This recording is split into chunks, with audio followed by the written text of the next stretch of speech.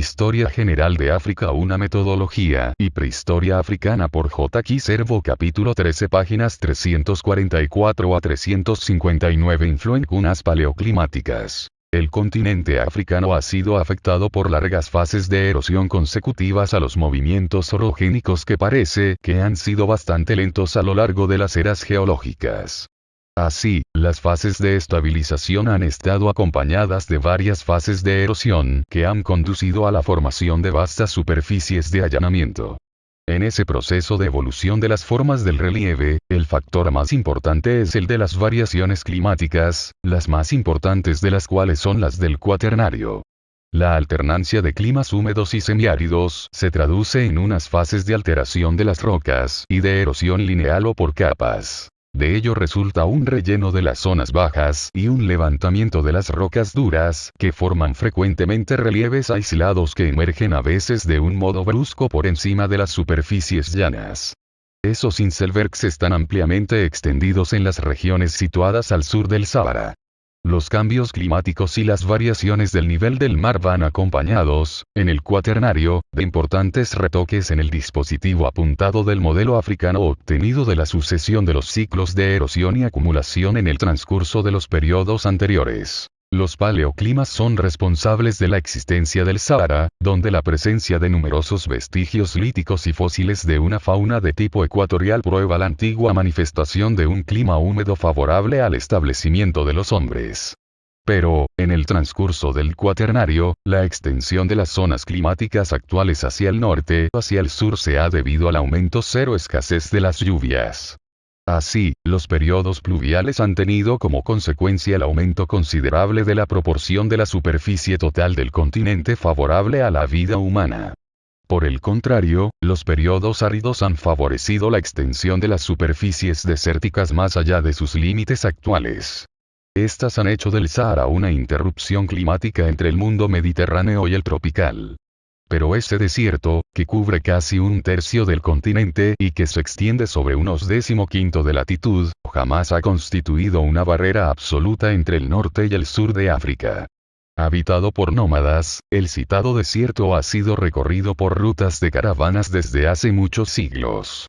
Y aunque no ha impedido las relaciones entre el África negra y el Mediterráneo desde la antigüedad hasta la época moderna, sí ha constituido, no obstante, un filtro que ha limitado la penetración de las influencias mediterráneas, principalmente en los terrenos de la agricultura, la arquitectura y el artesanado.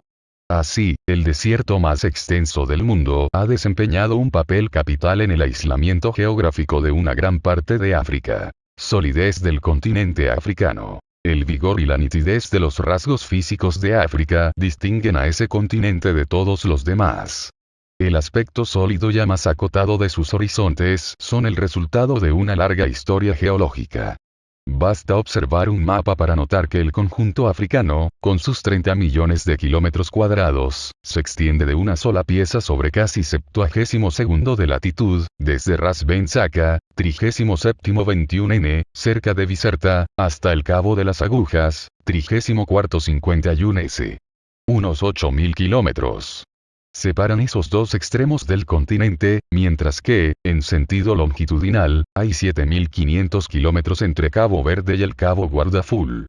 La mayor continentalidad aparece al norte del Ecuador, porque el bloque septentrional cubre las 2/3 partes del África que se estrecha en el hemisferio austral. El carácter macizo de ese continente está subrayado por la ausencia de profundas escotaduras costeras, a diferencia de Europa o de la América Central, por ejemplo. Además, las islas representan una pequeña parte del conjunto africano, cuya forma esculpida está vigorosamente subrayada por la simplicidad del contorno y el débil desarrollo de la plataforma continental. Una bajada del nivel marino afectará poco a la configuración de África, porque la curva batimétrica de 1000 metros se encuentra generalmente próxima a la orilla. La solidez del continente está aún más acusada por la pesadez de los relieves representados a menudo por unas mesetas cuyos bordes se destacan para formar cordones costeros que difícilmente franquean los organismos fluviales. A pesar de la escasez de las cadenas plegadas, África se caracteriza por una notable altura de 660 in. De media, debido a presiones orogénicas fuertemente afirmadas en el Plioceno por roturas y elevamientos del zócalo. Esa aparente simplicidad del relieve cubre, no obstante, sensibles diferenciaciones regionales. Así, se individualiza el Magreb, emparentado con el mundo europeo por sus cadenas montañosas y su relieve compartimentado. En él se distinguen dos grandes conjuntos: las cadenas del Tel y del Rif al norte, y las del Atlas al sur. Esas cadenas se disponen en franjas alargadas de oeste a este, entre el Mediterráneo y el Sáhara. Otra familia de relieves está representada por una inmensa zona que comprende al África del Nordeste, África Occidental y la cuenca del Congo. Al predominan llanuras, cuencas y bajas mesetas encuadradas por cordones montanosos. Las depresiones más importantes situadas en el centro del continente y localizadas en esa zona son las del Níger, el Chad, el Congo y el Bahr el Ghazal. Finalmente, el África Oriental y Austral representa el terreno de las tierras altas, donde las alturas superiores a 1500 in ocupan un gran lugar. Las mesetas altas del sur están bordeadas por un cordón marginal, y a gran escarpa que domina el litoral por una muralla rocosa capaz de alcanzar los 3000 metros de altura. Pero la originalidad del África Oriental reside en lo imponente de los relieves originados por movimientos tectónicos del Terciario. El zócalo violentamente elevado se ha visto recortado profundamente por fallas y fracturas.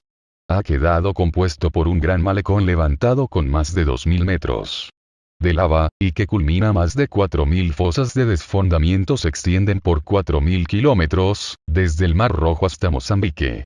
Esos rift valleys, que han desempeñado un notable papel en la circulación y el establecimiento de los hombres, alinean una serie de lagos tales como el Nyasa, Tanganica, Kivu, Eduardo, Mobutu, Antiguo Alberto, Victoria y Rodolfo. Además, están bordeados por gigantescas montañas volcánicas, siendo las más célebres las de Kenia y Kilimanjaro. Aislamiento geográfico. La solidez de África y lo apelmazado de su relieve han tenido como principal consecuencia su aislamiento hasta una época reciente. Excepto el África del Norte, vuelta hacia el mundo mediterráneo, el resto del continente quedó durante muchos siglos al margen de las grandes corrientes de cambio. Es verdad que ese aislamiento nunca ha sido absoluto, pero ha pesado lo suficiente sobre el futuro de muchas sociedades que han evolucionado en un compartimiento geográfico despegada del antiguo mundo como consecuencia de la desviación de continentes. África presenta, no obstante, un punto de contacto con Asia. El Istmo de Suez, que fue el lugar de paso privilegiado de las grandes migraciones prehistóricas. Las orillas africanas están bafladas en su mayor parte por dos masas oceánicas desigualmente utilizadas antes de la época moderna. El Océano Atlántico no ha sido frecuentado antes del siglo XV, fecha que marca el comienzo de las grandes expediciones marítimas que partían de Europa. Antes, las técnicas de navegación a vela no permitían a los marinos árabes, por ejemplo, emprender viajes más allá de las costas saharianas, porque los veleros no podían remontar a fuerza de los alisios orientados permanentemente hacia el sur.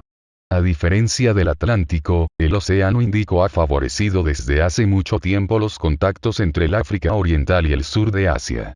Los veleros árabes e indios han podido emprender expediciones hacia el continente africano y volver a sus bases de partida gracias al régimen alternante de los monzones en el Océano Índico. Aunque se establecieron relaciones intensas entre el África Oriental y el mundo del Océano Índico, se limitaban al litoral, porque se trataba, para los pueblos marinos asiáticos, de practicar el comercio más bien que de colonizar las tierras del interior. En resumen, las influencias de las civilizaciones marítimas de otros continentes no han penetrado profundamente en el interior del África Negra, la mayor parte de ella cual quedó apartada del antiguo mundo. Es clásico recordar lo inhóspito de las costas africanas para explicar el aislamiento del continente. La escasa escarpadura de las costas priva de abrigos al litoral, que es frecuentemente bajo y arenoso. Las costas rocosas, escasas en el África Occidental, aparecen más en el Magreb, Egipto, Mar Rojo y extremo meridional del África del Sur. En el África Occidental, las costas con rías se extienden desde Senegal hasta Guinea, a lo largo de Camerún y Gabón. Se trata de vastos estuarios que resultan del anegamiento de antiguos valles fluviales, pero la mayor parte están muy enlodados. Algunas costas bajas, invadidas por las mareas, tienen criaderos de manglares, principalmente en la región de los ríos del sur, hasta Sierra Leona, en el delta del Níger y a lo largo del litoral gabonés. En otras partes, cordones litorales bordean el continente y lo aíslan a veces con lagunas, como las del Golfo de Guinea. En fin, arrecifes coralinos se extienden cerca de las orillas africanas en el Mar Rojo, el Canal de Mozambique y la costa oriental de Madagascar. Lo inhóspito del litoral africano se ha atribuido en gran parte a la tarrera, es decir, al desencadenamiento de las olas en forma de rodillos potentes y regulares que hacen difícilmente accesibles ciertas regiones costeras del continente. Pero lo de inhóspito atribuido a las costas africanas tiene una parte de exageración, porque las costas mediterráneas han permitido a África del Norte participar durante muchos siglos en los intercambios con el exterior. Ese se aduce también y ausencia de puertos naturales para explicar el aislamiento del África negra hasta fecha reciente. No hay más que hacer recuento de los sitios favorables a la actividad marítima para observar la riqueza de las costas africanas en ese aspecto, tanto en la fachada atlántica como en la del Océano Índico. Por todo demás, los obstáculos invocados nunca han sido insuperables, porque las influencias asiáticas y, más tarde, europeas han podido marcar con una fuerte huella a los pueblos africanos, cuyo aislamiento no fue más que relativo. Los factores humanos explicarán sin duda el escaso interés de las poblaciones litorales africanas por las grandes expediciones marítimas. Zonalidad climática de África. En África, el marco ofrecido a la vida depende esencialmente de los hechos climáticos. La simetría y la gran extensión del continente a una y otra parte del ecuador, su solidez y la uniformidad relativa de su relieve combinan sus efectos para conferir al clima una zonalidad sin equivalente en el mundo. Así, África presenta una notable originalidad por la sucesión de bandas climáticas ordenadas paralelamente al ecuador. En cada hemisferio, los regímenes pluviométricos africanos se degradan progresivamente hacia las altas latitudes.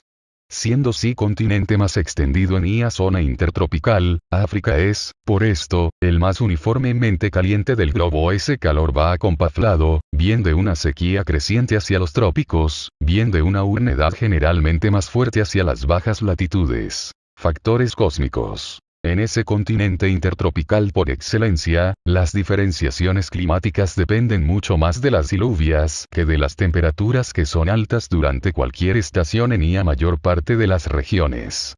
Sea lo que sea, los regímenes pluviométricos y términos están unidos, en primer lugar, a factores cósmicos, es decir, a la latitud y al movimiento aparente del Sol.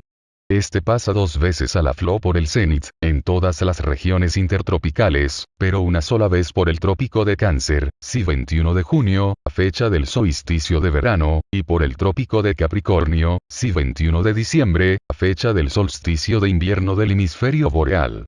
Su paso por el cenit se realiza dos veces a Taflo por el ecuador, durante los equinoccios de primavera, 21 de marzo, y de otoño, 21 de septiembre. En su movimiento aparente, el Sol no desciende nunca por debajo del horizonte. Por eso, las temperaturas son altas todo el año en la zona intertropical.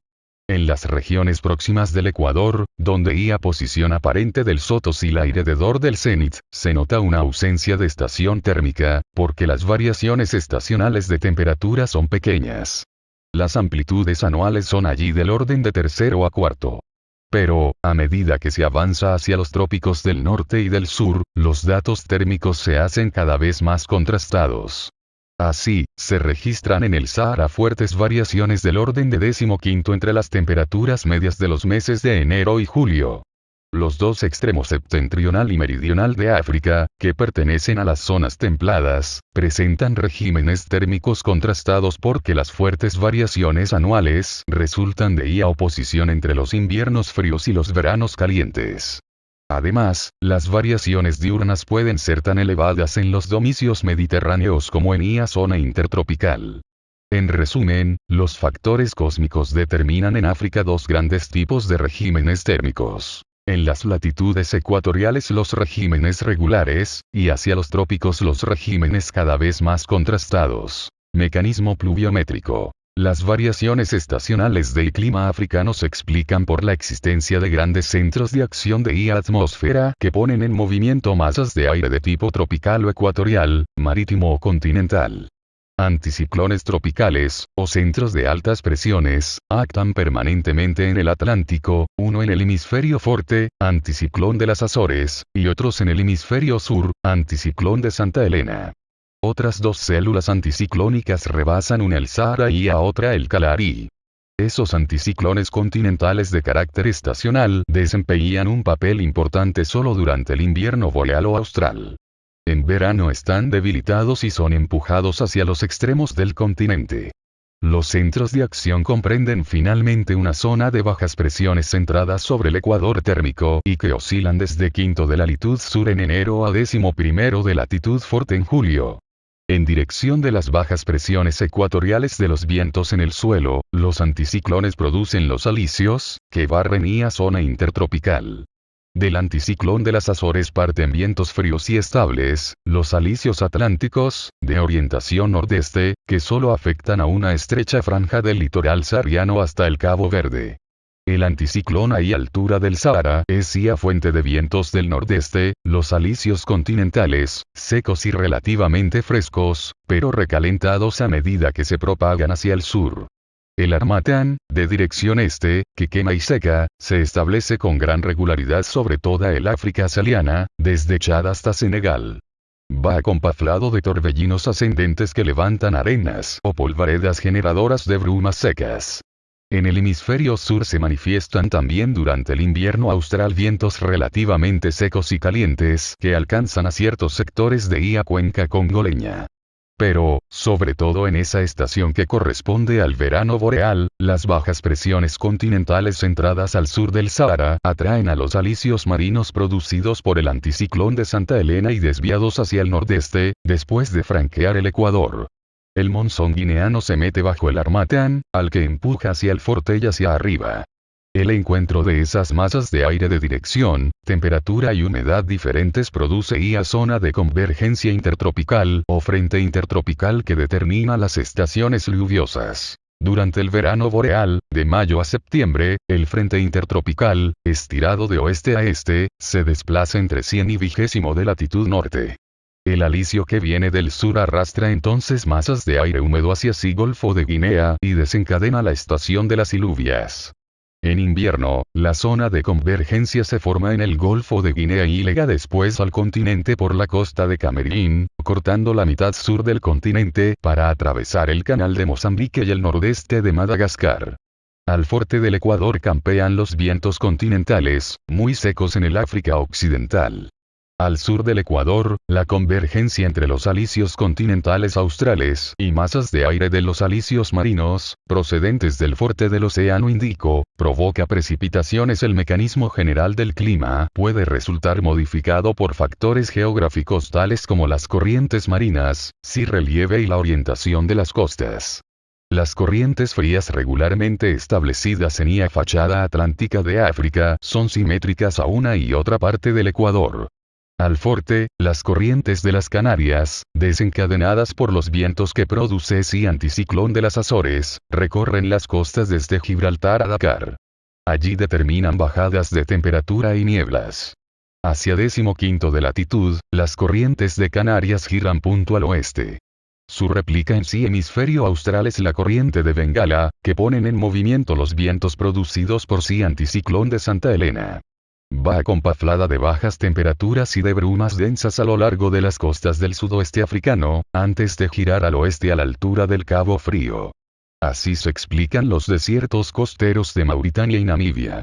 Entre las dos corrientes frías de la fachada atlántica se insinúa la contracorriente ecuatorial de Guinea, que desplaza oeste a este masas de agua caliente que aumentan la humedad y la inestabilidad atmosféricas y, por consiguiente, las posibilidades de lluvias sobre la costa, desde Conakry hasta Libreville. La circulación de corrientes marinas sobre la fachada del Océano Índico se manifiesta diferentemente.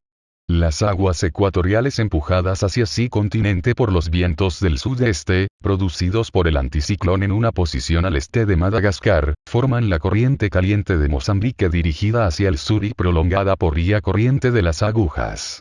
Lleva humedad a la costa sudeste de África. Al norte del Ecuador, las corrientes marinas se invierten con el cambio de dirección de los vientos. Así, en verano, la costa somalí es recorrida por una corriente caliente que se dirige hacia sí nordeste.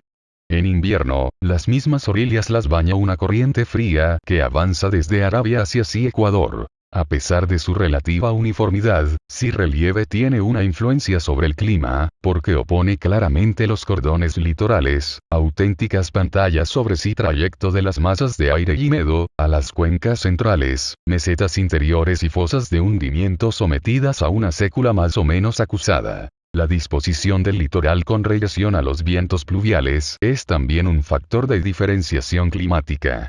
En efecto, las zonas expuestas directamente a los monzones del sudoeste, sobre todo cuando son montañosas, reciben las precipitaciones más abundantes en sí África Occidental, cerca de 5 metros. En Guinea. En el África Austral y en Madagascar, las costas perpendiculares a la dirección de los alisios marinos reciben fuertes precipitaciones. Por el contrario, las zonas del litoral paralelas a la dirección de los vientos y desprovistas de relieves notables, como en Dahomey y Somalia, tienen una pluviometría más baja. En África, los ritmos climáticos estacionales están determinados principalmente por los datos pluviométricos. El volumen de las precipitaciones disminuye progresivamente desde el Ecuador hacia los trópicos, donde los desiertos del Sahara y de Kalahari registran menos de 250 milímetros de lluvia por año. Esa degradación de los totales pluviométricos se acompañada de una modificación de los ritmos estacionales de precipitaciones cada vez más contrastadas hacia el forte. En las regiones próximas al Ecuador y sometidas por ello a la influencia permanente de bajas presiones, las lluvias se manifiestan durante todo el año con una disminución sensible a los solsticios. Más allá, hacia el forte y el sur, las lluvias se concentran, en un solo periodo que corresponden al verano de cada hemisferio. Así, una estación húmeda se opone a una estación seca cada vez más larga hacia los trópicos. Pero los dos extremos del continente, el Magreb y la provincia de El Cabo, presentan una originalidad marcada por las lluvias de estación fría. Esas regiones tienen una pluviosidad mediana e irregular en su superficie. Zonas climáticas. Las variaciones de los regímenes pluviométricos, ahí a veces en sus totales anuales y en su repartición estacional, exigen la división de África en grandes zonas climáticas. Los climas ecuatoriales caracterizan a las regiones centrales que, a una y otra parte del Ecuador, son el escenario de dos pasos equinocciales del frente intertropical a los que van unidas fuertes precipitaciones. Así, desde el Camerún meridional hasta la cuenca del Congo, y llueve abundantemente durante todo el aflo. El aire está saturado de vapor de agua en todas las estaciones. Los totales pluviométricos anuales sobrepasan generalmente los 2 metros. En esa atmósfera húmeda, las temperaturas acusan pequeñas variaciones mensuales, porque oscilan alrededor de una media anual de 25 grados. Al este, en las regiones ecuatoriales sometidas a la influencia climática del Océano Índico, se encuentran los mismos ritmos pluviométricos, pero los totales anuales son inferiores a 1,50 metros. Las temperaturas experimentan variaciones anuales más acusadas que las de la fachada atlántica de la zona ecuatorial. Las amplitudes diurnas, sobre todo, son más altas en las regiones que pertenecen climáticamente al mundo indio. Los climas tropicales corresponden a la vasta área sometida a los desplazamientos del frente intertropical, al forte y al sur de la zona ecuatorial. Así, el nordeste africano que se extiende desde 40 de latitud hasta el trópico de Cáncer, posee una gama variada de climas, desde la zona con dos pases equinocciales en el sur, hasta el que no produce más que un solo paso solsticial al forte. En el litoral del Golfo de Guinea reina un clima subecuatorial, y llamado guineano, que se manifiesta por un régimen pluviométrico sin estación seca, pero con una abundancia más marcada en el momento de los dos pasos del sol por su cenit. El efecto orográfico del cordón costero provoca la condensación de una fuerte humedad producida por el monzón del sudoeste. También la franja litoral que se extiende desde la red punto híblica de Guinea hasta Liberia, recibe más de 2 metros de precipitaciones anuales. El terreno sudanés situado más al forte presenta varios aspectos del clima tropical. Se distingue, en efecto, una variedad seca que anuncia el desierto. Al subir en latitud, las dos estaciones alternan en la zona intertropical, una húmeda y seca la otra. Así, de las fuertes lluvias ecuatoriales a la sécula del trópico de Cáncer, se observan las variantes siguientes. Una primera zona de la parte sur, caracterizada por unos totales anuales de lluvias comprendidos entre 1500 y 2000 milímetros. Conoce más de 6 meses de precipitaciones. Las amplitudes térmicas anuales aumentan con relación a las de la zona ecuatorial. La subzona central registra una sécula más cefalada, porque las precipitaciones, que solo tienen lugar de 3 a 6 meses, se escalonan entre 600 y 1500 milímetros. Las amplitudes térmicas aumentan sensiblemente. La subzona septentrional, y llamada Sahel, en el África del Oeste, tiene menos de 600 milímetros de precipitaciones anuales, que caen en menos de 3 meses. Las lluvias son allí cada vez más irregulares. Al mismo tiempo aumentan las diferencias de temperatura. Al sur del Ecuador se distingue el mismo reparto latitudinal de las variaciones de climas tropicales. Pero intervienen unas variantes más señaladas como consecuencia del carácter menos macizo del África austral y de ahí importancia de los altos relieves que dominan las llanuras litorales bafladas por el Océano Índico. Así, la convergencia del área tropical marítima del noroeste y del área tropical marítima del este provoca abundantes precipitaciones en las costas de Mozambique y en la fachada oriental de Madagascar. Por el contrario, la costa atlántica es seca debido a la presencia de la corriente fría de Bengala, responsable del desierto de Namibia. Los climas desérticos caracterizan a las regiones situadas a una y otra parte de los trópicos. Las precipitaciones son inferiores a 250 milímetros. Y manifiestan una gran irregularidad. El Sáhara, que representa el mayor desierto caliente del mundo, recibe en su conjunto menos de 100 milímetros de agua por aflo. Pero en él se observan variaciones causadas por las oscilaciones del anticiclón sahariano que, entre los solsticios, se remonta por encima del Mediterráneo o desciende hacia las bajas latitudes. Así, en su primera posición facilita la penetración de infiltraciones del monzón, mientras que en la segunda propicia incursiones de aire polar. Esas oscilaciones permiten distinguir al Sáhara septentrional con lluvias mediterráneas de estación seca, al Sáhara central, prácticamente desprovisto de lluvias, y a Sáhara meridional, de lluvias tropicales de estación caliente. En el trópico de Capricornio, el desierto del Kalahari es más fácilmente alcanzado por las influencias oceánicas del sudoeste que el Sáhara, ya que el estrechamiento del continente atenúa la influencia de la estructura anticiclónica sobre el clima. También se observa una humedad más abundante y amplitudes térmicas menos acusadas. Los climas mediterráneos. En el Magreb y extremo sur de África los climas mediterráneos se caracterizan por la división del año en una estación invernal fresca y lluviosa y un periodo estival muy cálido y seco. Es peculiar de esa zona mediterránea, sometida al régimen de vientos de la zona templada, el paso en invierno de ciclones oceánicos cargados de humedad. Suele ser escenario de invasiones de aire polar que ocasionan un enfriamiento, a veces intenso, acompañado de hielo y nevadas, principalmente en las cadenas montafiosas del Magreb. El calor y la sécula del verano provienen de la influencia de vientos procedentes de los desiertos próximos, es decir, del Sáhara, en el hemisferio boreal, y del Kalahari, en el hemisferio austral. Ambientes bioclimáticos africanos. En África, más que en otros lugares sin duda, la vida humana está organizada en unos marcos naturales que aparecen ante todo como ambientes bioclimáticos. En efecto, el clima y el relieve combinan sus efectos para determinar grandes conjuntos regionales individualizados por su hidrología, características pedológicas y paisajes botánicos. Corriente de las aguas continentales. La diversidad de los climas se refleja en la hidrografía. Pero, en África, la corriente de las aguas hacia los océanos es mucho menos importante de lo que las precipitaciones hacen creer. Más de la mitad de la superficie del continente está compuesta de regiones arreicas o endorreicas. Además, las redes fluviales experimentan dificultades en sus recorridos. En efecto, sus perfiles están formados por tramos de pequeñas pendientes, enlazadas de pronto por rápidos, caídas o cataratas.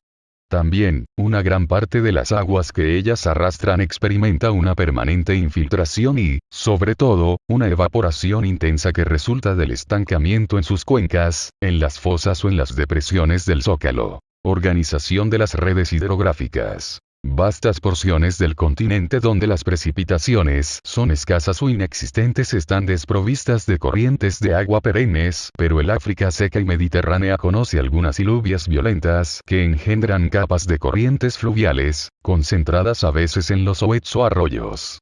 Estos acaban por agotarse, como consecuencia de la evaporación y la infiltración de sus aguas. En las regiones suficientemente regadas, en clima tropical o ecuatorial, los grandes ríos con sus principales afluentes forman redes organizadas que recogen una parte de las aguas de las depresiones y aseguran su vertido en unas condiciones con frecuencia difíciles. En efecto, las cuencas en que se forman la mayor parte de las redes fluviales africanas presentan vados periféricos desfavorables para un buen desague hacia el mar. Así, el vertido de las aguas continentales se realiza a través de los cordones costeros, gracias a gargantas estrechas y profundas, que producen numerosas rupturas en pendientes en sí curso inferior de algunos ríos importantes. El Congo tiene 32 rápidos entre Stanley Pool y su estuario. El Zambeze tiene un salto de 110 metros. En las cataratas Victoria, antes de penetrar en el desfiladero de Cariba y atravesar varios saltos de agua basálticos. Río abajo de Jartún, Sinit franquea 6 rápidos llamados cataratas, antes de llegar al Mediterráneo. Los demás ríos importantes, como el Níger, Senegal 5 el Orange y el Limpopo tienen perfiles en escalera, principalmente en sus cursos inferiores.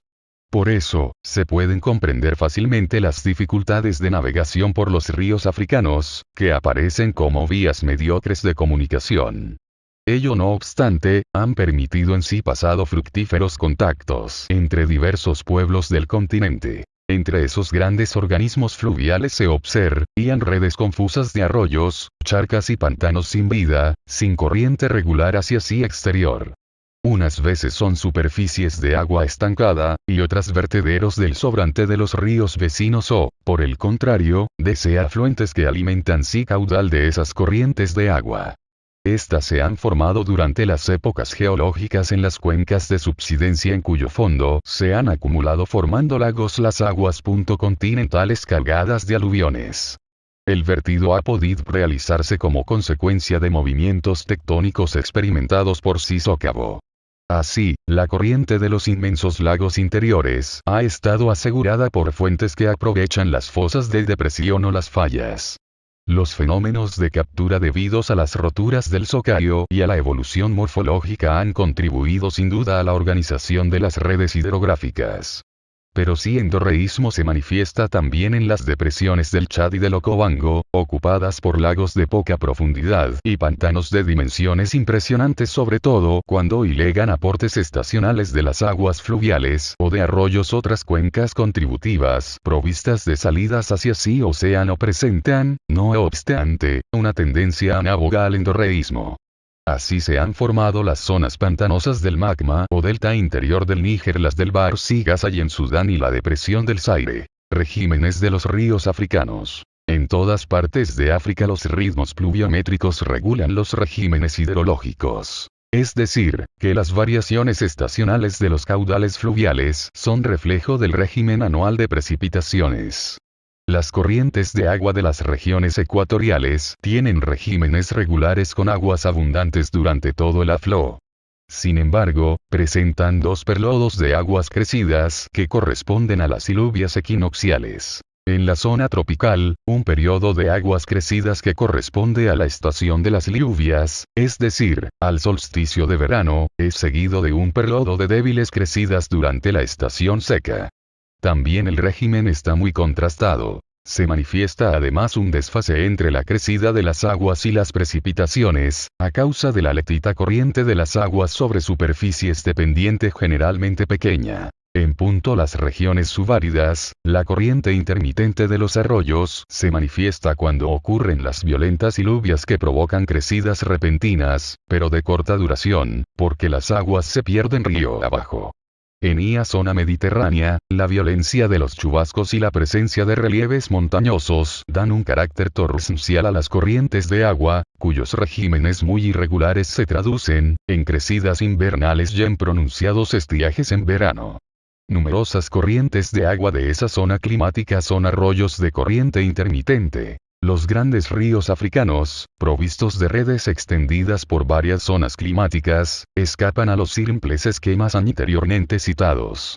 Y se caracterizan por complejos regímenes cambiantes, es decir, por variaciones estacionales de caudal, modificadas desde la cabecera del río hasta su desembocadura. Grandes corrientes de agua africanas. Algunos grandes ríos que son de los más importantes del mundo, riegan vastas depresiones circunscritas casi todas a la zona intertropical.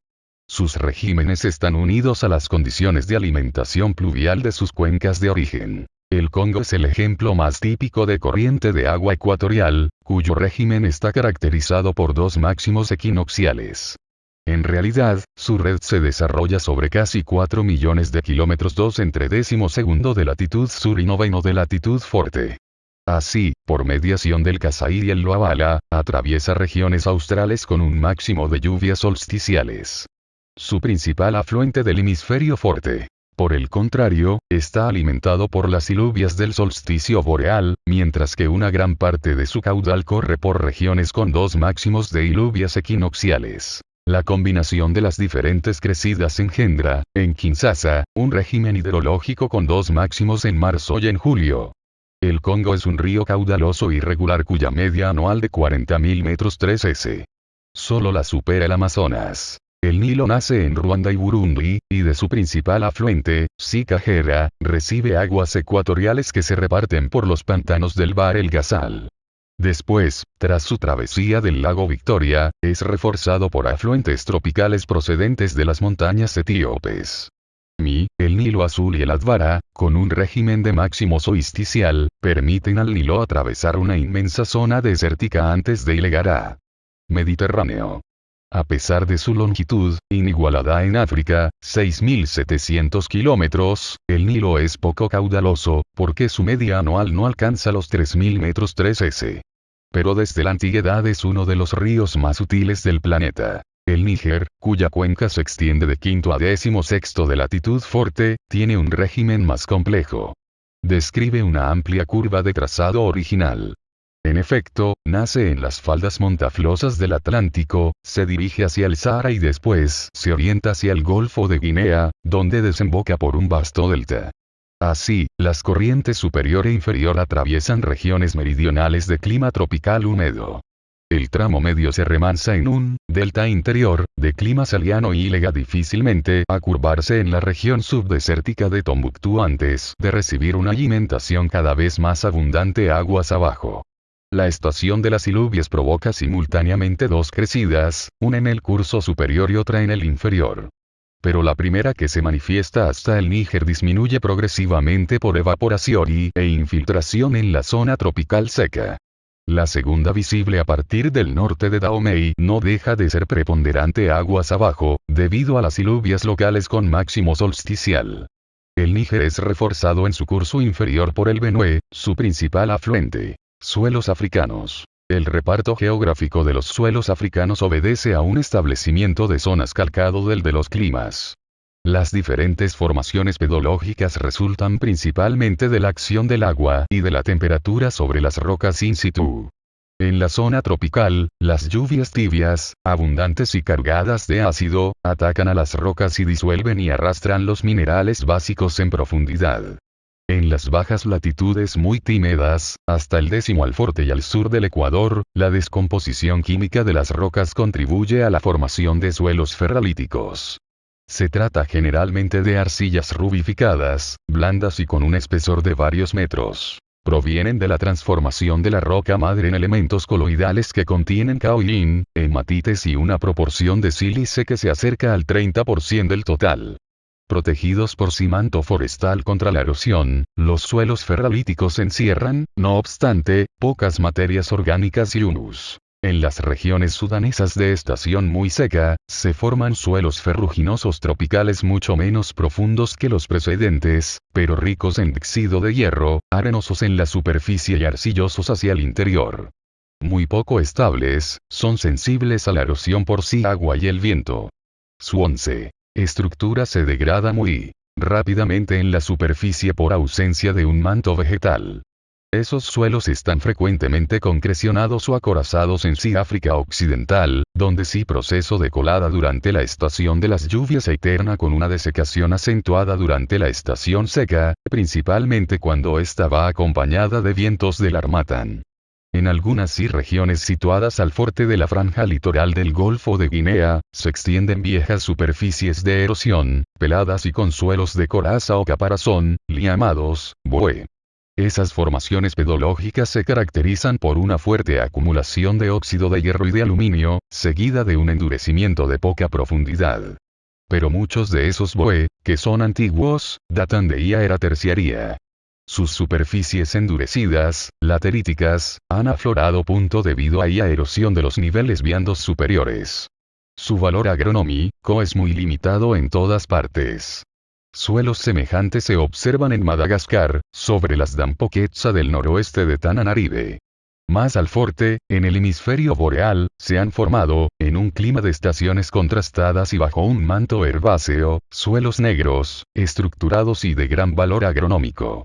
A pesar de su sensibilidad a la colada, han permitido el desarrollo de civilizaciones agrarias asociadas a los grandes imperios sudaneses de la época precolonial. Al sur del Ecuador, en los países de Zambeze, se han formado bajo el manto del bosque seco, suelos ligeramente lavados o colados, semejantes a formaciones podzólicas. Al forte y al sur, en las regiones subáridas próximas al Sahara y al Kalahari, los suelos negros esteparios corresponden a arenas de dunas más o menos sólidas o a formaciones arcillo-arenosas en las depresiones.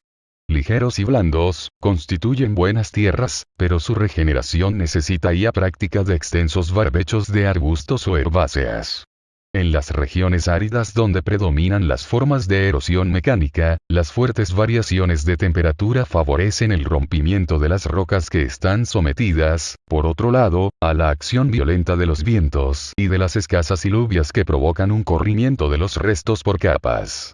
Se distinguen en esas regiones arenas estériles que constituyen los ergs, guijos o recs, que cubren vastas extensiones, y costras arcillosas en las llanuras. Excepto los oasis, los desiertos están desprovistos de suelos utilizables para la agricultura. En los ambientes mediterráneos, la acción del agua y de las estaciones contrastadas se traduce en una menor alteración cúlmica de las rocas respecto al fenómeno de descomposición observado en la zona tropical y húmeda. Los suelos recuerdan los de los trópicos secos, comprendiendo tierras de color rojizo, gris o marrón oscuro. Se trata de suelos generalmente ricos en sales. Algunos, como los suelos esteparios ricos en caliza, anuncian ambientes templados. Otros, formados por costras de caliza o yeso, son bastante característicos de las zonas mediterráneas. Terrenos biogeográficos. Los factores climáticos y pedológicos revelan la diversidad de las condiciones mesológicas en que se constituyen los paisajes botánicos. Bosques densos y húmedos. El conjunto más imponente entre los paisajes botánicos está localizado en centro del continente entre 50 de latitud norte y 5 de latitud sur, a una y otra parte del Ecuador. La vegetación característica es allí el bosque húmedo, denso y alto. Está repartida en varios pisos sucesivos, mientras que las lianas y epífitos hacen titania oscuridad provocada por la superposición de los follajes siempre verdes. Sin embargo, se distinguen en el bosque húmedo varios matices, ya que son espesuras pantanosas sobre poto-poto o calveros que anuncian el paso a las formas características de climas más secos. Las especies del bosque húmedo están extraordinariamente diversificadas y entremezcladas, lo cual hace difícil su explotación. El calor y la humedad constantes favorecen, al mismo tiempo que la exuberancia de la vegetación, el pulular de microorganismos, gusanos e insectos. Se trata de un entorno generalmente hostil al hombre y, a pesar de su silencio, está poblado de una gran variedad de animales tales como hipopótamos, elefantes, panteras. Pero son los pájaros, los reptiles y los mamíferos arborícolas los que pueden desplazarse allí con gran facilidad y reproducirse a pesar de los factores de morbidad y la abundancia de parásitos. Fuera de la zona ecuatorial, el gran bosque símedo puede existir sobre relieves ampliamente expuestos a los vientos cargados de humedad, como en la vertiente oriental de las altas mesetas malgaches, sabanas y bosques claros. La zona del bosque ombrófilo está rodeada por el bosque seco de hoja caduca, característico de las regiones donde las iluvias se concentran en la estación solsticial. Frecuentemente aparece como una formación abierta en la que el poblamiento arborescente no cubre más que imperfectamente un sotobosque de arbustos y hierbas. Ese conjunto degradado por el hombre da lugar a paisajes herbosos que caracterizan a las regiones de estación seca muy marcada. Así, la sabana tropical se apodera de él a medida que se aleja de las bajas latitudes. Esa formación vegetal de las regiones con estaciones contrastadas presenta matices vinculados a las variedades más o menos húmedas de climas tropicales. En las orillas del bosque, la sabana forestal contiene también grandes árboles, pero menos numerosos que los arbustos, y el manto herbáceo adquiere importancia. El bosque galería acompafla a las corrientes de agua en franjas más o menos anchas. El bosque parque yuxtapone espacios poblados de árboles con superficies ranas descubiertas donde se observan, sobre todo, altas gramíneas. Sabanas herbosas, casi desprovistas de árboles resultan, sin duda, de la deforestación producida por el hombre y del acorazamiento de los suelos. Más lejos del bosque denso, la sabana arbórea, compuesta de un manto continuo de grandes hierbas, cede poco a poco el lugar a la sabana de arbustos, donde el suelo aparece frecuentemente desnudo entre la cubierta herbácea. En las diferentes variedades de sabana, los animales herbívoros encuentran condiciones favorables de existencia. También es allí fructífera la caza y posible la cría de ganado mayor. El hombre puede fácilmente practicar la agricultura en esos paisajes botánicos fáciles de roturar. Paisajes esteparios. La estepa caracteriza a las regiones de larga estación seca. Se compone de hierbas gramíneas y arbustos espinosos, principalmente acacias. Esa formación abierta está representada en las regiones septentrionales del África occidental y oriental. Se la encuentra de un modo más discontinuo en el África del Sur, en el Kalahari y al sudoeste de Madagascar. La vegetación subdesértica formada por una estepa cada vez más degradada se encuentra en las regiones que reciben menos de 200 milímetros de diluvia. Formaciones vegetales mediterráneas. Los extremos del continente africano encierran estepas con matorrales o gramíneas en las regiones más secas. Pero en las más húmedas, principalmente en las cadenas montañosas del Magreb, aparecen bosques secos de encinas, alcornoques, pinos y cedros. Son formaciones vegetales de hoja perenne que dominan el sotobosque de maleza. Conclusión. África parece como un viejo continente muy antiguo ocupado por una humanidad que ha elaborado hace mucho tiempo brillantes civilizaciones. La geografía africana ofrece tanto en sus rasgos arquitectónicos como en sus entornos naturales caracteres vigorosos que proceden de la herencia de un largo pasado geológico. El espacio africano es también más macizo y continental que ningún otro sobre el planeta. Vastas regiones situadas en el centro del continente, a una distancia de más de 1500 kilómetros del mar, han permanecido durante mucho tiempo al margen de las grandes corrientes de circulación ligadas de las orillas. De ahí la importancia de las ranuras de los meridianos para la implantación humana desde la prehistoria, como en el Rift Valley del África Oriental. Esa área compartimentada geográficamente ha sido reforzada hacia los trópicos por las variaciones climáticas del terciario y del cuaternario. Durante milenios, el Sáhara húmedo ha constituido uno de los más antiguos centros de poblamiento del mundo. Los periodos áridos han contribuido más tarde a la formación de inmensos desiertos, como el Sáhara y el Kalahari. Así, los intercambios de toda clase entre las diversas civilizaciones del continente africano han sido contrarrestados, pero no interrumpidos. El clima aparece, en consecuencia, como uno de los factores esenciales para la comprensión del pasado de África. Además, los ritmos pluviométricos y los entornos bioclimáticos ejercen una efectiva influencia sobre la vida de los hombres de hoy. Las sociedades africanas, por otro lado, se han aprovechado de todo complementario de las zonas climáticas para establecer entre ellas las corrientes de intercambios más antiguos y vigorosos. Finalmente, la historia de África ha estado fuertemente influenciada por sus riquezas mineras que han constituido uno de los más poderosos factores de atracción que el continente ha ejercido siempre sobre los pueblos conquistadores. Así, el oro de Nubia y de Kush fue explotado por las dinastías del antiguo Egipto. Más tarde, el oro del África tropical, principalmente de la zona sudanesa y de Zimbabue, ha sido ya fuente de prosperidad de las sociedades del África del Norte y Oriente Próximo y el sostén de grandes imperios africanos al sur del Sáhara. El hierro ha sido objeto de antiguas corrientes de intercambios entre las regiones forestales y tropicales de África. Las salinas de las orillas del Sáhara han desempeñado un papel importante en las relaciones entre los estados negros de Sudán y los pueblos árabo-bereberes del África del Norte. Más recientemente, las riquezas mineras de África han sido explotadas por cuenta de las potencias coloniales. Aún hoy son exportadas, en gran parte, como materias primas. África Historia de un continente por Johnny Life páginas 15 a 30. El surgimiento de las comunidades productoras de alimentos. La evolución humana. África es inmensamente vieja. En su centro se erige una meseta rocosa de entre 3.600 y 500 millones de años de antigüedad, rica en minerales pero poco apta para el cultivo. A diferencia de lo que ocurre en otros continentes, ha habido pocos plegamientos rocosos, de ahí que no se hayan formado cadenas montañosas que, a su vez, pudieran afectar al clima.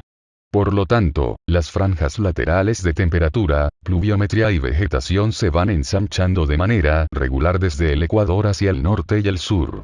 De la selva tropical se pasa a la sabana, y de ahí al desierto, que linda con las zonas de lluvias invernales y clima mediterráneo de las franjas septentrional y meridional del continente. La gran excepción es el este, donde las fallas y la actividad volcánica crearon, hace entre 23 y 5 millones de años, hondos valles y zonas altas en las franjas climáticas laterales. Este contraste entre el África occidental y oriental ha determinado la historia del continente hasta nuestros días. En época primitiva, las grandes variaciones de altitud dieron lugar, en el gran valle del Rift del este de África, a diversos entornos naturales que los seres vivos aprovecharon para sobrevivir a las fluctuaciones climáticas asociadas en los demás continentes a la era glacial. La actividad volcánica y la consiguiente erosión de rocas jóvenes y blandas en África Oriental son de gran ayuda para el descubrimiento y la datación de restos prehistóricos. Lo que no implica que los primeros seres humanos evolucionaran solo en África Oriental. Lo cierto es que los registros más antiguos que conservamos proceden de África Occidental y aún estamos intentando construir un relato coherente comparando cada pieza ósea hallada con la información genética suministrada por las poblaciones actuales. La historia empieza hace unos 6 o 4 millones de años, cuando los homínidos, antepasados de los hombres, siguieron una evolución diferente a la de sus parientes animales más cercanos, los antepasados de los chimpancés. En el año 2001, un estudiante africano que excavaba en las inmediaciones del antiguo lago Chad descubrió el cráneo del primer homínido conocido, el Sahelanthropus chadensis. Esta criatura parece haber vivido hace 6 o 7 millones de años, andaba erecta y, si bien tenía otras características de los homínidos, el tamaño de su cerebro seguía siendo el de un chimpancé 1. Los restos hallados en el este y sur de África confirman que, a lo largo de los siguientes 5 millones de años, surgió otra variedad de homínido, el australopithecino, que se alimentaba principalmente de vegetales y poseía un esqueleto facial de grandes proporciones pero un cerebro pequeño.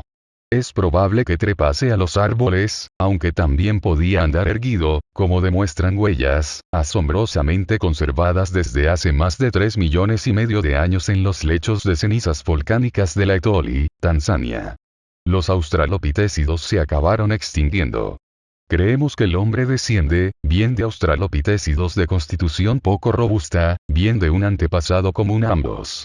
El uso de piedras talladas para cortar fue clave en su evolución.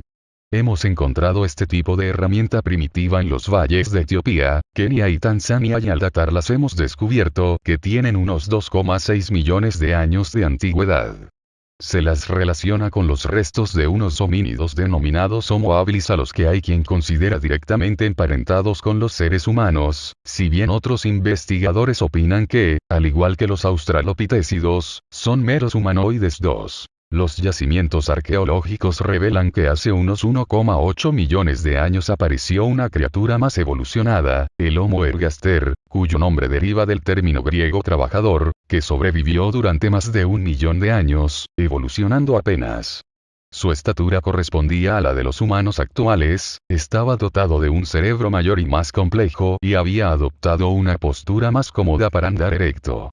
Estos homínidos vivían en los bosques, probablemente supieran hacer fuego y ya eran capaces de fabricar utensilios de piedra más complejos, como hachas. Los principales útiles humanos de material duradero hasta hace unos 250.000 años. Los restos más antiguos de Homo ergaster y de hachas de mano proceden de los yacimientos a orillas de los lagos de África Oriental y otras partes del continente. Por lo general se encuentran cerca de charcas y rara vez en la selva tropical. También hemos hallado restos de estos homínidos en Eurasia. Cada continente del mundo antiguo se convirtió en un núcleo autónomo de evolución. Europa vio nacer a los Neandertal, dotados de un cerebro de tamaño parecido al del hombre actual, mientras que la variante anatómica etíope, y probablemente la asiática, fue evolucionando gradualmente, hace unos 600.000 años, hacia el hombre moderno. Los restos más antiguos que conservamos proceden del Valle de Awash, tienen unos 160.000 años de antigüedad y los cráneos muestran rasgos arcaicos. Contamos con restos más recientes procedentes del este y sur de África.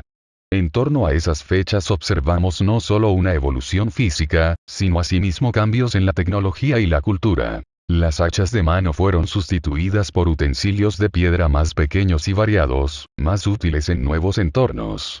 Hay especialistas que atribuyen estas variaciones a la necesidad de adaptarse a un cambio climático que tuvo lugar hace unos 600.000 años, debido a modificaciones en la distancia y el ángulo de rotación de la Tierra en relación al Sol, obligando a los seres vivos a adaptarse a cambios drásticos de temperatura y fuertes lluvias. En este punto, el estudio de la evolución del hombre se solapa con la investigación en torno a la composición genética de las poblaciones actuales.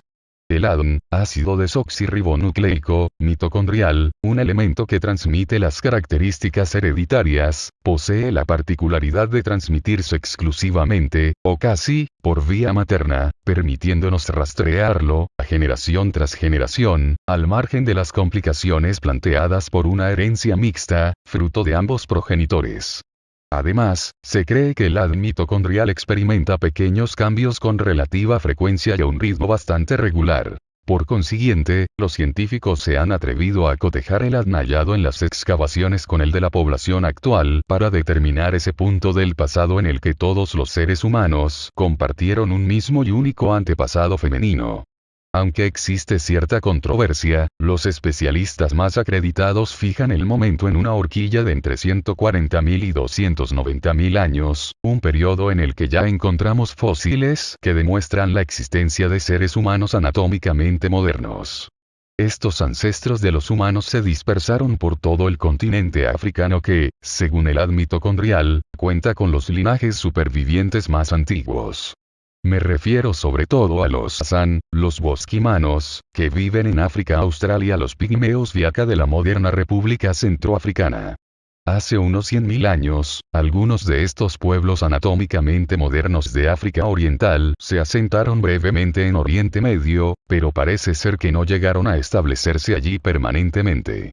Es la única excepción que conocemos, todo lo demás indica que permanecieron en el continente africano durante unos 100.000 años ocupándolo entero desde el este, su punto de origen. Oleadas migratorias posteriores los llevaron hasta Asia y Europa hace unos 40.000 años, cuando empezaron a integrar o a reemplazar por todo el mundo a los homínidos anteriores. 3. Una segunda línea de investigación genética ha confirmado los resultados de las pruebas aportadas por los fósiles y el ADN mitocondrial a favor de una teoría que podríamos denominar teoría de las migraciones africanas.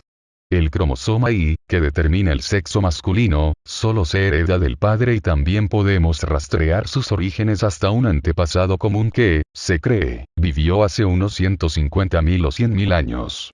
Los africanos ostentan las líneas cromosómicas más antiguas, sobre todo los San, los etíopes y otros antiguos grupos de África Oriental. Tras un largo periodo de diferenciación, los rasgos genéticos de estos grupos se difunden por todo el continente antes de aparecer más allá de sus fronteras. Todos los varones, aunque no vivan en África, muestran una mutación en sus cromosomas, que supuestamente afectó a un ancestro africano hace un máximo de 90.000 y un mínimo de 30.000 años. 4. Si asumimos que los pueblos anatómicamente modernos surgieron en África y poblaron el mundo desde allí, tenemos que identificar y explicar ese cambio y sus ventajas en relación a otros homínidos. Algunos especialistas sospechan que el cambio fundamental, que tal vez afectará al funcionamiento cerebral, tuvo lugar en el periodo de expansión, hace unos 60.000 o 40.000 años. La mayoría se inclina por una acumulación de cambios menores a lo largo de un larguísimo periodo de unos 300.000 años. Sabemos que el hombre anatómicamente moderno fue perfeccionando sus utensilios líticos y reemplazando las pesadas hachas de mano por instrumentos más pequeños y pensados para tareas concretas. Fijaban lascas muy afiladas, microlitos, en varas o mangos. A veces, los materiales necesarios para su fabricación procedían de zonas situadas a una distancia de cientos de kilómetros, y los productos acabados muestran estilos regionales muy diferentes. El más conocido es el de Oyeson Port, surgido en África Austral hace unos 80.000 o 60.000 años. Los primeros utensilios microlíticos estaban hechos de piedra de grano fino que traían desde grandes distancias. Si bien no hay unanimidad en las fechas, los primeros útiles de hueso hacen su aparición en la misma época, sobre todo en forma de arpones, usados para pescar en el río Semliki del este del Congo, y de puntas de flecha, como las halladas en Lombos Cave, en la costa sur de Sudáfrica. Los recursos marinos fueron los primeros en ser explotados, hace ya unos 100.000 años, sobre todo en Eritrea y África del Sur. En unas excavaciones de Zambia hemos hallado muestras de innovaciones menos tangibles, como pigmentos hechos con ocre y avalorios a base de cáscara de huevo, que datan de hace unos 70.000 años. Muchos arqueólogos opinan que estos ornatos son un buen ejemplo de que la capacidad de abstracción, presente en los símbolos, es una característica clave de los humanos modernos. La decoración artística sería otra. En Lombos Cave hemos encontrado grabados en hueso con ocre que datan de hace 70.000 años. Puede que el lenguaje fuera la forma más destacada de simbolismo. Hay quien afirma que nuestros antepasados adquirieron la capacidad física de hablar hace unos 300.000 años, y sospechamos, aunque no hayamos podido probarlo, que la adopción del lenguaje fue la ventaja crucial que permitió a los pueblos anatómicamente modernos poblar el mundo. La evolución hacia actividades más modernas comenzó en África hace unos 40.000 años. A principios de esa época, los hombres emprendieron en el Valle del Nilo excavaciones subterráneas con el fin de obtener los tipos de piedra más convenientes para sus herramientas, dando lugar a la industria minera más antigua del mundo. En los límites de la selva ecuatorial también se usaban utensilios microlíticos. Eran comunes en las tierras altas de África Oriental y en el sur del continente hace unos 20.000 años, desde donde se difundieron hacia el norte y el oeste, a lo largo de los 10.000 años siguientes, hasta convertirse en algo común. Las puntas de flecha, inventadas hace unos 20.000 años, permitieron a los grupos cazar aves e incluso animales más peligrosos. Los cazadores-recolectores, probablemente antepasados de los pigmeos, se asentaron permanentemente en la selva ecuatorial. La pesca se convirtió en una actividad muy importante. Los asentamientos humanos solían ser provisionales, o al menos estacionales, aunque los enterramientos de hace unos 10.000 años hallados en África Austral son cada vez más prolijos, lo que parece sugerir un incremento del sentido de la territorialidad. Los restos de unas 200 personas de ese periodo microlítico encontrados en una cueva en Taforalt, Marruecos, muestran pocos signos de violencia, una gran mortalidad infantil, una estrecha endogamia y muchas dolencias comunes como la artritis. Una de las más claras muestras de conducta simbólica del periodo microlítico son las pinturas rupestres de África Austral, que datan de hace unos 28.000 años. Sin embargo, la evolución más decisiva para el futuro fue la formación de las 4 familias lingüísticas que hay en África. Son tan diferentes entre sí que no se ha podido establecer ninguna relación entre ellas, lo que implica un desarrollo por separado durante muchos milenios. Coinciden, hasta cierto punto, con las diferencias genéticas entre los pueblos, e incluso puede que con las características físicas surgidas de un proceso de selección natural que permitió sobrevivir y reproducirse a los más aptos en entornos concretos. Por ejemplo, los cazadores-recolectores del sur de África, que muestran los rasgos genéticos más antiguos en sus cromosomas y el ADN mitocondrial, junto a comunidades de pastores Khoikhoi probablemente emparentados con ellos, hablan lenguas basadas en chasquidos que forman una familia aislada y, por ende, antigua. Aparte de ellos, solo hablan lenguas Khoisan pequeños grupos de África Oriental que habitan en los núcleos donde surgieron y vivieron los San antes de emigrar hacia el sur y convertirse en exitosos cazadores-recolectores. Los San comparten algunos de los cromosomas y más antiguos que hemos identificado con ciertos etíopes, cuyas lenguas pertenecen a una segunda familia lingüística, también muy antigua y afroasiática que comprende el cusita, las lenguas semíticas de Etiopía, Arabia y el hebreo, así como la lengua bereber del norte de África, el hausa que se habla en el norte de Nigeria y el egipcio antiguo. Las lenguas afroasiáticas probablemente surgieran en la región de Etiopía hace al menos 8.000 años. Muchos de los que las hablaban tenían ese tipo de físico corpulento, afro-mediterráneo, representado en el arte egipcio antiguo. En cambio, los habitantes de las orillas del Nilo eran altos y delgados y hablaban una lengua perteneciente a una tercera familia, la nilo-sahariana. Esta puede haber surgido en la región del Sahara a la vez que la afroasiática y estar lejanamente emparentada con la cuarta de las familias, hablada, hace al menos 8.000 años, en el Congo y Níger por grupos predominantemente negroides, y que diera origen a diversas lenguas habladas hoy en día en África Occidental. Como veremos, 3 de estas familias lingüísticas están vinculadas a la creación de núcleos dedicados a la recolección y producción intensiva de alimentos, el Khoisan es una excepción. Un mayor acceso a los alimentos puede haber permitido a los hablantes de las 3 familias alcanzar un predominio demográfico y atraer a recolectores cazadores aislados, cuyas lenguas no han sobrevivido a sus órbitas lingüísticas. El pastoreo y la agricultura en la sabana. La incorporación del pastoreo y la agricultura a las economías basadas en la recolección y la caza incrementó la población, pero el cambio resulta difícil de identificar en los restos arqueológicos, sobre todo en África, donde había tantas especies naturales. Lo que parecen ser huesos de ganado, pudieron pertenecer a animales salvajes y no animales domesticados.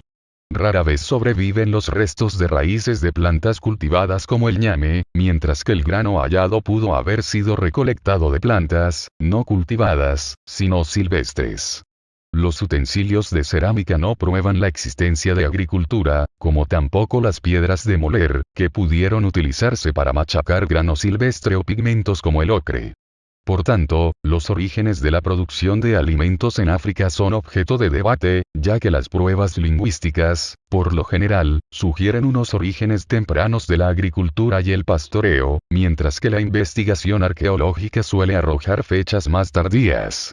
No sabemos por qué surgió la agricultura, pero la idea de que la producción de alimentos comenzó en Oriente Próximo y se extendió a través de África, donde fue adoptada de forma entusiasta por los famélicos recolectores cazadores, es insostenible. El estudio de los recolectores cazadores modernos sugiere que la mayoría de ellos obtenían sustancias nutritivas con menos esfuerzo y más libertad que muchos pastores o agricultores.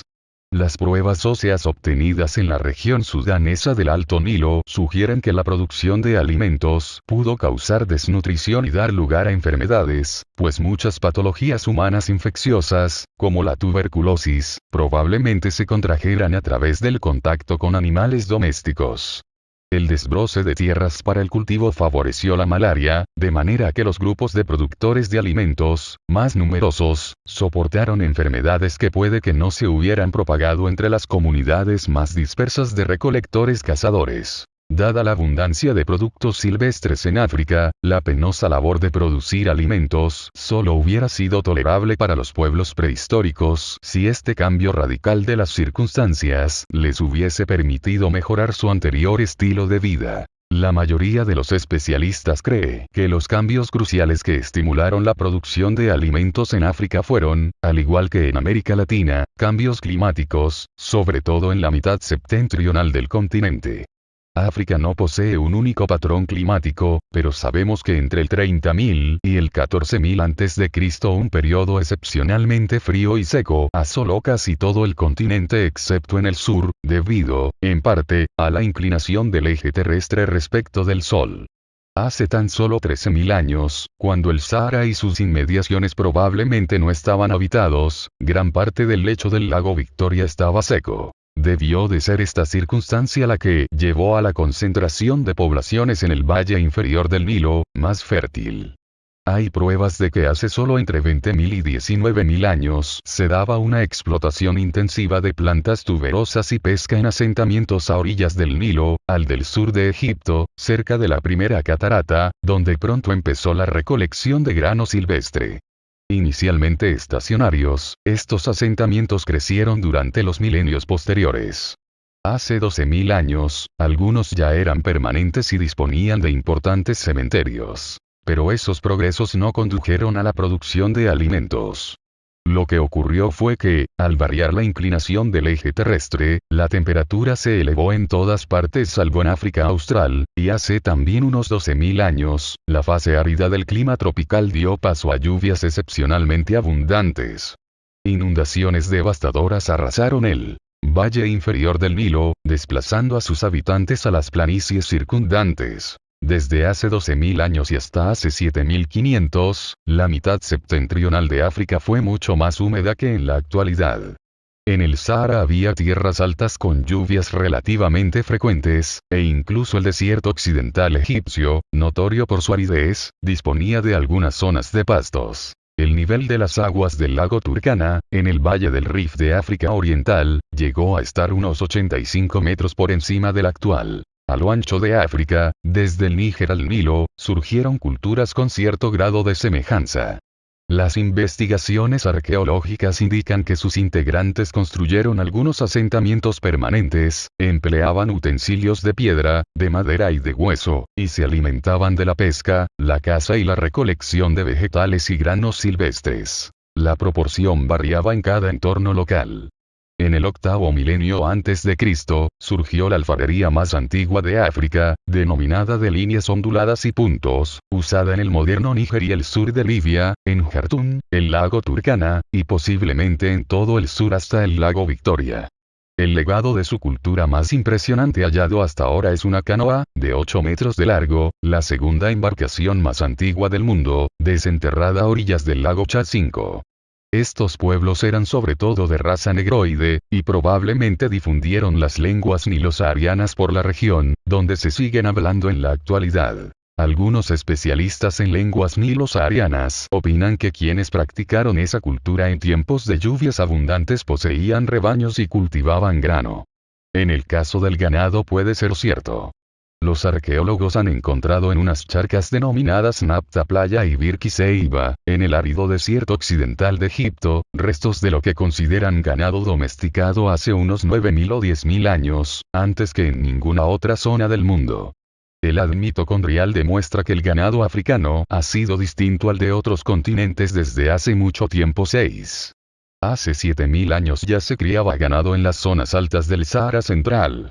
La actividad se extendió al norte de África durante el milenio siguiente, algo más tarde que el pastoreo de rebaños de ovejas y cabras provenientes, probablemente, del sudoeste asiático, puesto que en África no existían estas especies en estado salvaje.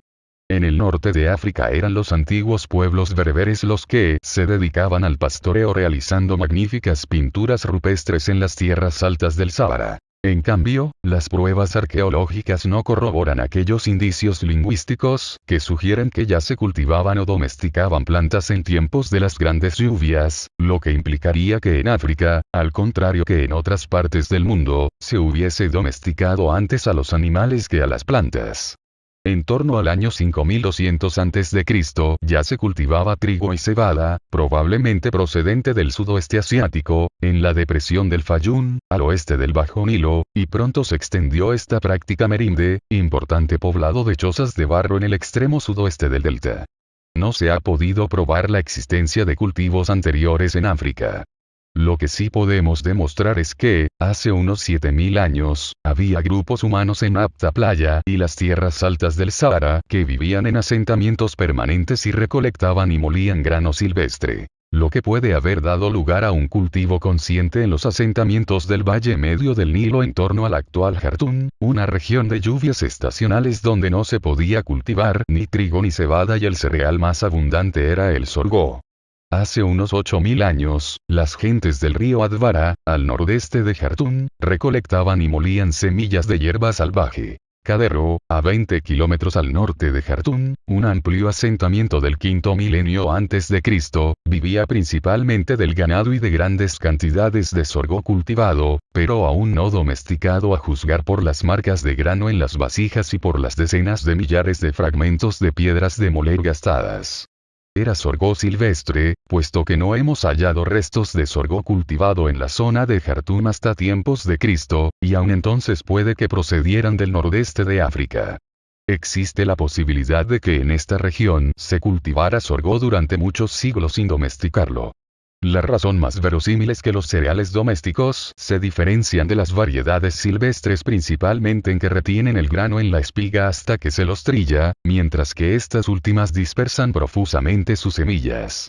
Los grupos recolectores de alimentos probablemente domesticaron el trigo o la cebada cortando las espigas, llevándoselas a su vivienda, trillándolas allí y sembrando una parte de la cosecha, con lo cual irían seleccionando gradualmente las plantas que mejor retuvieran el grano en la espiga. El sorgo, sin embargo, posee tallos más gruesos haciendo así más fácil la recogida del grano en el campo, de manera que la especie no se habría transformado cuando se la domesticó. No tenemos la certeza de que se cultivara sin domesticar en la sabana tropical 7. Tampoco sabemos mucho de la producción de alimentos en Etiopía. Ya en el segundo milenio antes de Cristo había ganado. Puede que su existencia se remonte incluso al cuarto milenio. De las lenguas cusita de Etiopía, una rama de las afroasiáticas, podemos deducir un conocimiento temprano de mijo, trigo y cebada. Hasta hoy no hemos podido confirmar arqueológicamente este extremo. Pero los etíopes sí debieron de someter a cultivo doméstico varias plantas características de su zona. El tef, un grano minúsculo, el noog, una oleaginosa, y el encete, parecido al plátano. Alimento básico en el sur de Etiopía. Más aún, puede que los cusita cultivaran trigo y cebada con el arado antes de que llegaran a Etiopía los inmigrantes de habla semita procedentes del sur de Arabia a principios del primer milenio antes de Cristo, ya que los inmigrantes adoptaron palabras cusita para sus cultivos mayoritarios. Mientras, también se había empezado a producir alimentos más al sur, en el este de África.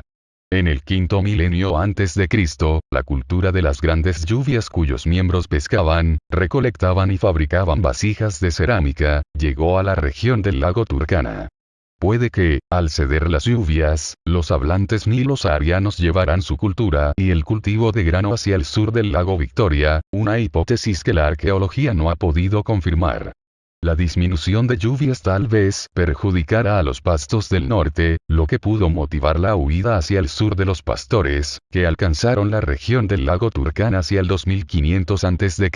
y descendieron por el sur hasta el valle del Rift. Los pastores debían de hablar cusita, una lengua que se difundió por todo el este de África, donde aún hoy la hablan grupos aislados del norte y centro de Tanzania. El estudio de esta lengua indica que los hablantes cusita conocían los cereales, pero no disponemos de prueba arqueológica alguna sobre su cultivo. En el primer milenio antes de Cristo, nuevos grupos de pastores penetraron desde el norte en la región del Sudán y ocuparon las zonas altas de pastos de África Oriental. Probablemente hablaran lenguas nilo-saharianas, aunque afirmarlo sea mera especulación por nuestra parte. La desertización que obligó a los productores de alimentos a desplazarse hacia el sur, hacia África Oriental, fue asimismo crucial para la expansión por el sur de la producción de alimentos en las regiones de sabana de África Occidental. En el tercer milenio antes de Cristo disminuyeron las precipitaciones.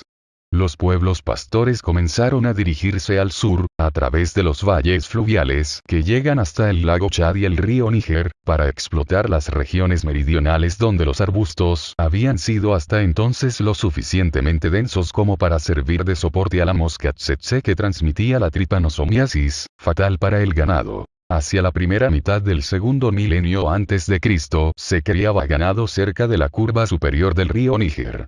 Hacia finales de ese milenio, los ganados pastaban en la orilla sudoeste del lago Chad. Abundantes pruebas arqueológicas indican que, poco después, ya se domesticaban plantas en Dartichit, en la actual Mauritania, en un conglomerado de pueblos con edificaciones de piedra en los que se cultivó el mijo durante unos 1000 años, hasta que también esa región empezó a resultar excesivamente seca para la agricultura. El mijo domesticado se difundió rápidamente por el sur. En torno al año 1200 a.C., se cultivaba en pequeñas cantidades en la orilla sur del lago Chad, y poco después, al norte del actual Burkina Faso. Más sorprendentes resultan los hallazgos realizados en Birimi, un asentamiento cercano al límite norte de la selva de África Occidental, en la actual Ghana. Allí se encontraron restos de mijo, ovejas y barra o cabras, otras formas de pequeño ganado local y cerámica con afinidades saharianas, elementos básicos todos ellos de la economía birimi, parte de la cultura quitampo, en cuyos asentamientos más australes se han hallado restos de cáscaras de semillas de palmera de aceite, un cultivo selvático, y cabezas de hachas o de asadas de piedra pulimentada que pudieron utilizarse para desbrozar tierras para el cultivo. Y es exactamente en este punto donde los productores de alimentos de la sabana se toparon con el sistema agrícola característico de la selva del oeste africano. Agricultura forestal. En la selva, las diferencias entre recolección, cultivo y domesticación son aún más difusas que en la sabana. Los huesos animales se descomponen en los suelos húmedos. Tampoco se recolectaban cereales, sino bananas, un tipo de plátanos, y ñames domesticados localmente, que dejan poca huella arqueológica. La recolección era una actividad tradicional en los bosques. El primer indicio de un estilo de vida más sedentario es la aparición de la cerámica hace unos 7000 años, en Shumlaka, unos pastizales que bordean la selva de Camerún.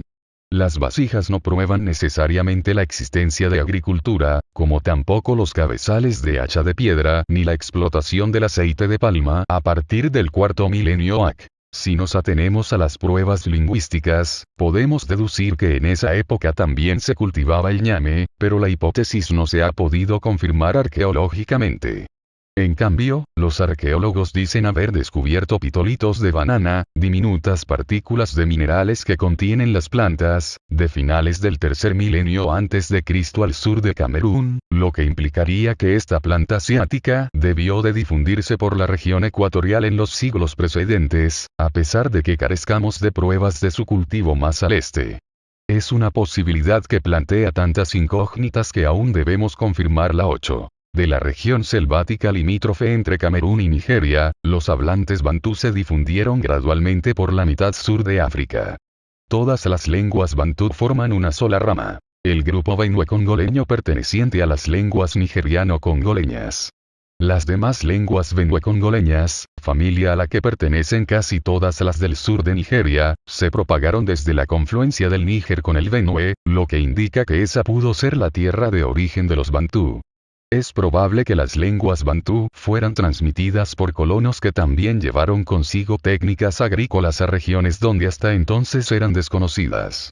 Los descendientes de esos colonos todavía presentan una considerable homogeneidad desde el punto de vista genético y lingüístico. Su migración fue una de las mayores y menos dramáticas de la historia humana. Fue una dispersión de familias y pequeños grupos de agricultores tremendamente compleja y gradual a lo largo y ancho del continente. No hubo movimientos de masas dirigidos por grupos organizados o pioneros. La historia de esta dispersión es polémica y se la interpreta mal.